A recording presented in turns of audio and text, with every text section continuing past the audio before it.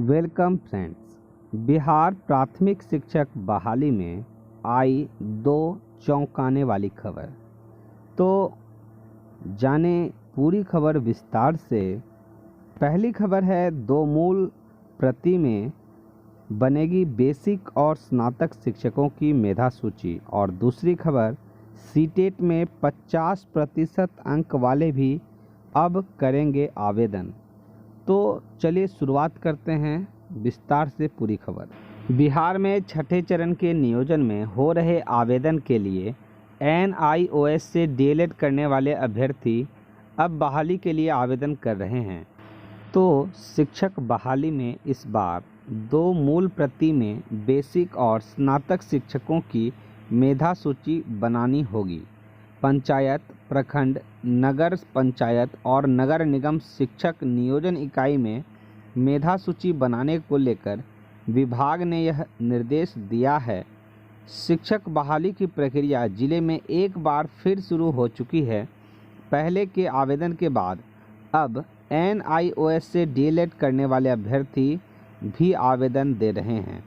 मेधा सूची में किसी तरह का हेरफेर नहीं हो, इसे लेकर प्रक्रिया बदली गई है। एक नहीं, दो मूल मेधा सूची का अनुमोदन कराकर BEO के माध्यम से जिले में जमा करने का निर्देश सभी नियोजन इकाई को मिला है।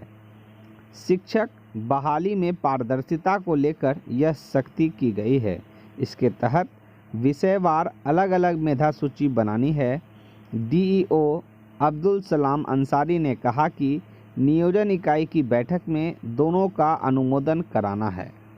विभाग के द्वारा यह निर्देश जारी किया गया है ताकि पंचायत, प्रखंड, नगर पंचायत और नगर निगम शिक्षक नियोजन इकाई में मेधा सूची को सही तरीके से सख्ती से जारी किया जाए। और शिक्षा बहाली में पारदर्शिता को लेकर यह आदेश आया है, जिसके द्वारा विषयवार अलग अलग बनेगी मेधा सूची। तो कार्यवाही पंजी की भी होगी जांच पड़ताल। जी हां, DEO ने कहा कि बेसिक ग्रेड वर्ग 1 से 5 तक के सामान्य और उर्दू शिक्षक की अलग अलग सूची बनेगी। वहीं स्नातक ग्रेड के वर्ग 6 से 8 तक के सभी विषयवार मेधा सूची बनेगी। सभी नियोजन इकाई अपनी कार्यवाही पंजी की जांच कर उसका अनुमोदन भी कराकर लाएंगे। जी हां, इनकी जो रजिस्टर मेंटेनेंस होगी या हुई है तो उनकी जांच होगी और उनको अनुमोदन करवाना होगा वहां के वरिष्ठ अधिकारी से या DEO से। फिर दिव्यांग और स्वतंत्रता सेनानी का रहेगा कॉलम। जी हां, DEO ने कहा कि सभी नियोजन इकाई को फॉर्मेट उपलब्ध करा दिया गया है। उन्होंने बताया कि मेधा सूची में दिव्यांग और स्वतंत्रता सेनानियों के पोता, पोती, नाती और नतिनी वाले अभ्यर्थियों के लिए अलग से कॉलम रहेगा। इन अभ्यर्थियों का भी नियोजन किया जाएगा। अब जो दूसरी बड़ी खबर है कि दिव्यांग अभ्यर्थी सीटेट में 50% पर योग्य हैं।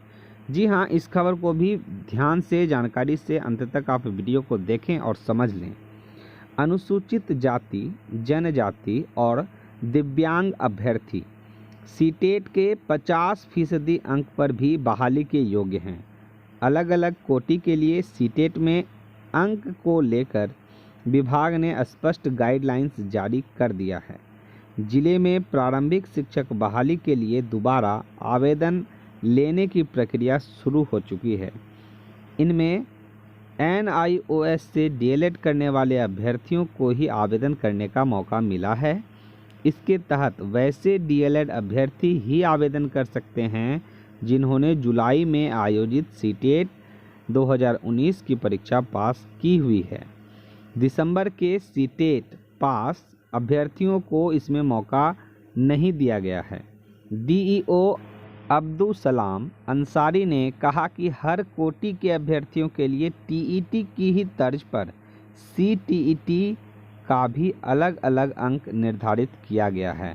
तो अब इस अंक का जो डिवीज़न है उसको समझ लें आप अच्छी तरीके से।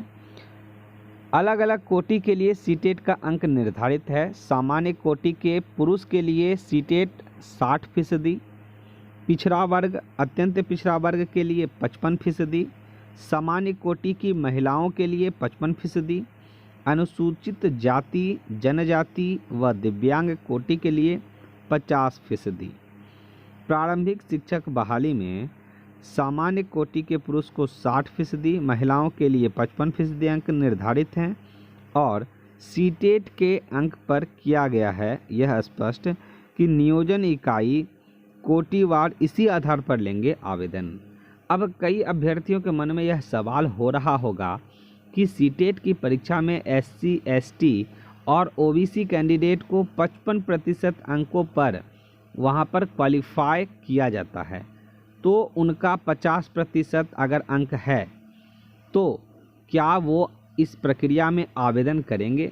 तो सबसे पहले यह बात आप समझ लें कि इस पूरी प्रक्रिया में अब सिर्फ NIOS से DLED अभ्यर्थी जो 18 महीने के DLED कोर्स किए हैं वही आवेदन करेंगे, और अगर वो 50% से ऊपर अंक ला रहे हैं तो वे आवेदन कर सकते हैं, परंतु उनका कैटेगरी SC, ST या दिव्यांग हो।